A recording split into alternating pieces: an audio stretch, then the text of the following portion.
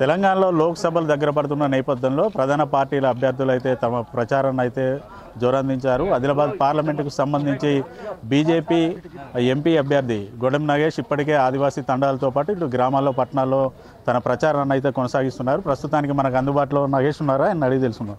Sir చెప్పండి, మీకు ticket confirm అయినప్పటి నుంచి కూడా ఆదిలాబాద్ పార్లమెంట్లో మీరు పర్యటనలు చేస్తున్నారు, ప్రచారాలు చేస్తున్న పరిస్థితులు అయితే ఎలా రెస్పాన్స్ ఎట్లా ఉంది ప్రజల వద్ద నుంచి ఎట్లా ఉంది?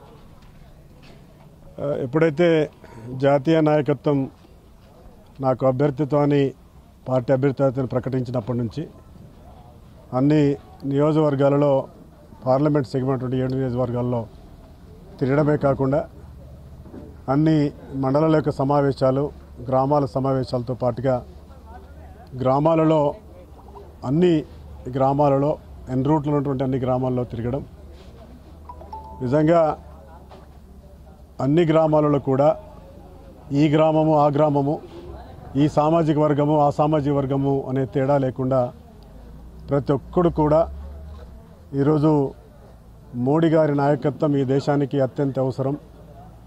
వారి ప్రతినిధిగా భారతీయ జనతా పార్టీ అభ్యర్థిని మేము ఎన్నుకుంటామని చెప్పేసి ప్రతి గ్రామంలో నేను ఇందాక చెప్పినట్టుగా ప్రాంతం కాదు, వర్గం కాదు, ఏ సామాజిక వర్గమైనా మోడీ ఉండాలి, దేశం బాగుపడుతుంది, దేశం సురక్షితంగా ఉంటుందని ఆ కాన్సెప్ట్ తోటే అందరూ కూడా ఈరోజు భారతీయ జనతా పార్టీకి పువ్వు గుర్తుకి ఓటేయడానికి సంసిద్ధతని వ్యక్తం చేస్తూ ఉన్నారు. దాదాపుగా ఇటు ఆదిలాబాద్ పార్లమెంటుకు సంబంధించి 4 స్థానాల్లో బీజేపీ పార్టీకి చెందినటువంటి ఎమ్మెల్యేలు ఉన్నారు. ఓవైపు ఏదైతే టికెట్ ఆశించి భంగపడ్డ నేతలు అయితే మీ ప్రచారంలో కూడా ఎక్కడా కనిపించట్లేదు. మరి వాళ్ళతో ఏమైనా మీకు వేటిన ఎన్నికల్లో ఏమన్నా ఇబ్బందులు పడే అవకాశాలు ఉన్నాయా, లేకపోతే వారందరినీ కలుపుకొని పోవడానికి అధిష్టానం ఎటువంటి చర్యలు తీసుకుంటుంది?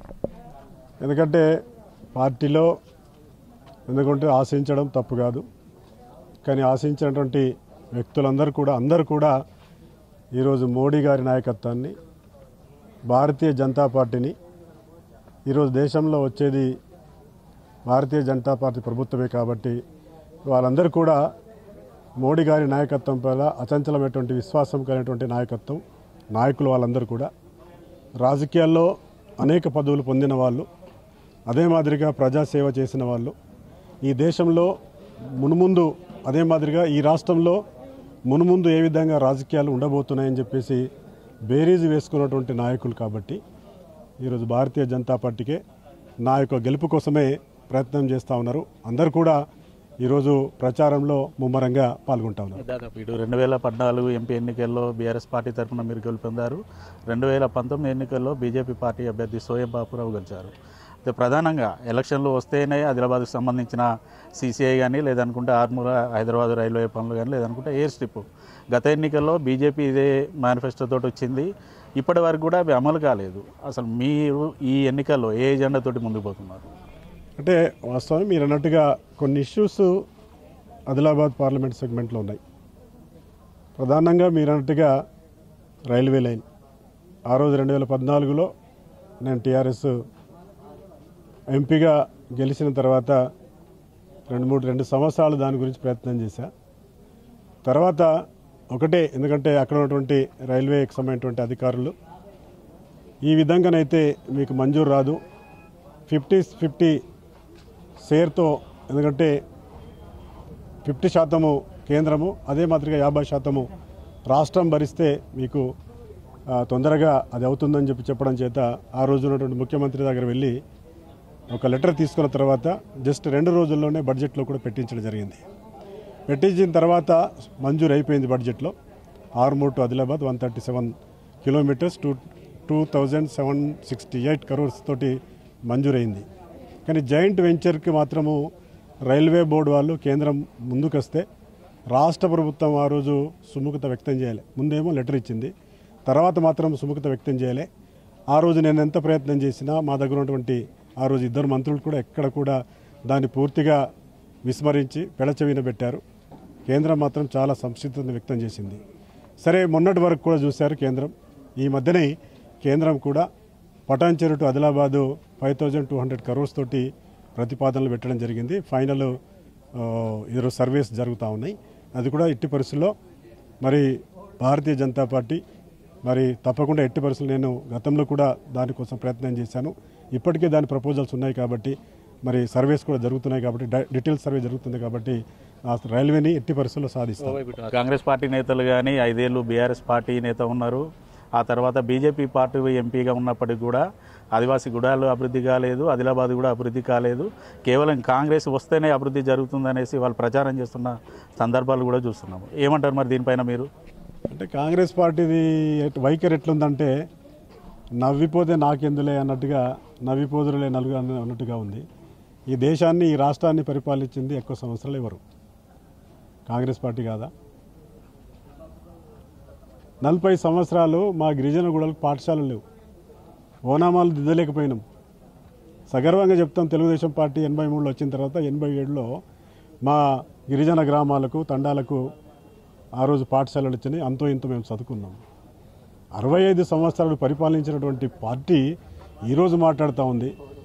ప్రతి ఎప్పుడు కూర్చి అది మాదిరిగా అవినీతి కార్యక్రమాలు చేయడం తప్ప గ్రామాల అభివృద్ధికి ఈరోజు కాంగ్రెస్ పార్టీ ఎప్పుడు కూడా వాళ్ళు ప్రణాళికలు లేవు, అభివృద్ధి కార్యక్రమాలు లేవు. పూర్తిగా అవినీతమైనటువంటి కుంభకోణాలు చేయడంలో దిట్ట తప్ప అభివృద్ధి కార్యక్రమాల్లో లేదు. నేను ఒకటే ఈ సందర్భాన్ని మనం చేస్తూ ఉన్నా, భారతీయ జనతా పార్టీ ప్రభుత్వము ఈరోజు ప్రధానమంత్రి సడక్ యోజన కింద ఇక్కడ నేను ఆ రోజు ఉన్నప్పుడు 350 కోట్ల రూపాయలు తీసుకురావడం జరిగింది. సెంట్రల్ రోడ్ ఫండ్ కింద నిధులు తీసుకురావడం జరిగింది. అదే మాదిరిగా నేషనల్ హైవేస్ కన్వర్షన్ చేసుకోవడం జరిగింది. ఇవన్నీ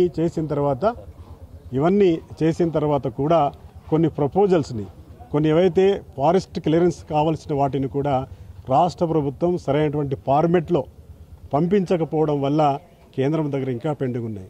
ఈ ప్రభుత్వాన్ని కూడా, ఎందుకంటే అప్పుడున్నట్టు ప్రభుత్వంలో నేను ఒక ప్రభుత్వంలో, ఆ ప్రభుత్వంలో ఒక పార్టీ వ్యక్తిని ప్రయత్నం చేశాం. కానీ ప్రభుత్వంలో సరైనటువంటి అంటే వాళ్లకు పూర్తి అవగాహన లేకపోవడం వల్ల పంపించలేదు. ఇప్పుడు ఎట్టి పరిస్థితుల్లో ఈ ప్రభుత్వం అంటా ఉంది, మేము సపరేట్గా మేము కొందరిని నియమిస్తాము, కేంద్రం నుంచి తీసుకురావాలని. ఎట్టి పరిస్థితుల్లో ఏవైతే రోడ్స్ మంజూరు చేసినవో, ఫారెస్ట్ క్లియరెన్స్ ఉన్నాయో వాటన్నింటి కూడా తీసుకురావడం జరుగుతుంది. ఈ ఆదివాసీ గ్రామాల్లో, లేకపోతే గిరిజన గ్రామాల్లో, ఇంకేదైనా ప్లేన్ గ్రామాల్లో ఎక్కడైనా కూడా అభివృద్ధి జరగలేదంటే అది పూర్తి బాధ్యత కాంగ్రెస్ పార్టీ. 65 సంవత్సరాలు పరిపాలించినటువంటి పార్టీ చేయలేదు అంటే పూర్తిగా ఏదంటే, ఇప్పుడు వాళ్ళు ఒకవేళ ఆ రోజు చేస్తుంటే ఈ కర్మ ఈరోజు ప్రజానీకానికి పట్టేది కాదు. దాదాపు ఈ ఎన్నికల్లో మీరు ఆదిలాబాద్ పార్లమెంటుకి సంబంధించి ప్రజలను ఏం అప్పీల్ చేస్తున్నారు? ఒకవేళ మిమ్మల్ని కనుక గెలిపిస్తే ఎటువంటి అభివృద్ధి చేసి చూపెడతారు? కేంద్రంలో నన్ను నా అభ్యర్థిని మద్దతు ఇచ్చి గెలిపిస్తే కేంద్రంలో ఉన్నటువంటి జాతీయ రహదారులు కావచ్చు, అదే మాదిరిగా ఇరిగేషన్, ఎడ్యుకేషన్ అండ్ కమ్యూనికేషన్ రంగాలలో పూర్తిగా వాటి గురించి నా ప్రయత్నం. అదే మాదిరిగా చాలామంది యువకులు ఉన్నారు, వాళ్ళకి విద్యా అవకాశాలతో పాటు ఉపాధి అవకాశాలు చేసే కార్యక్రమాలు చేయడం జరుగుతుంది. ఎయిర్పోర్ట్స్, ఆదిలాబాద్లో ఎయిర్పోర్ట్స్ దాదాపు 369 ఎకరాల ల్యాండ్ ఉంది. ఇంకా 1500 అక్వైర్ చేసి ఇవ్వమంటే కూడా గతంలో ఉన్నటువంటి, మొన్నటి వరకు ఉన్నటువంటి ప్రభుత్వము దాన్ని కూడా పెడచెవిన పెట్టింది. ఈ ప్రభుత్వాన్ని కూడా మేము డిమాండ్ చేస్తూ ఉన్నాం, మీరు ఆ 369 ఎకరాల భూమితో సహా ఇంకా 1500 ఎకరాలు మీరు అక్వైర్ చేసిస్తే ఎట్టి పరిస్థితులు అక్కడ ఎయిర్పోర్ట్స్ అకాడమీ వాళ్ళది కాబట్టి, అదే మాదిరిగా ఇన్ ఫ్యూచర్లో దాని వాణిజ్యపరంగా ఎయిర్పోర్ట్ కూడా అయ్యే అవకాశాలు ఉన్నాయి. తప్పకుండా దాన్ని కూడా ఇటు మాజీ ముఖ్యమంత్రి మాత్రం కేసీఆర్, కాంగ్రెస్ను ఇటు ఏదైతే బీజేపీ ఒకటై చిన్న పెద్దన్న అనేసి చెప్తున్న పరిస్థితులు అయితే ఉన్నాయి. అసలు రెండు పార్టీలు ఒకటేనా లేదనుకుంటే ఏంటి అసలు? ఇప్పుడు వారికి చెప్పడానికి ఏం లేదు, ఇక అంతకంటే మిగిలింది ఏం లేదు. ఎందుకంటే ఉన్న 39లో ఇప్పుడు 30 ఉన్నారు, ఇంకా 25 ఉన్నారు. ఎందరో ఇంకా ఎలక్షన్లు అయితే ఇంకా 5-6 తప్ప ఇంకా వేరే వాళ్ళు మిగిలే అయితే పరిస్థితి లేదు.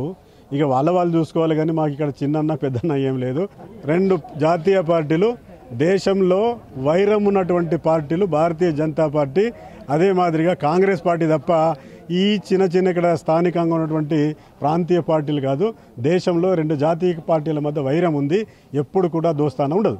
Thank you. చూడొచ్చు, ఏదైతే రానున్న లోక్సభ ఎన్నికల్లో ఆదిలాబాద్ పార్లమెంట్ నుంచి ఖచ్చితంగా తన విజయం ఖాయమనేసి ఇటు కాంగ్రెస్, బీఆర్ఎస్ పార్టీలు గతంలో ఏదైతే ఇక్కడ తాము చేసిన అభివృద్ధి తప్ప ఇటు బీఆర్ఎస్ కాంగ్రెస్ పార్టీ చేసినటువంటి అభివృద్ధి ఏం లేదు.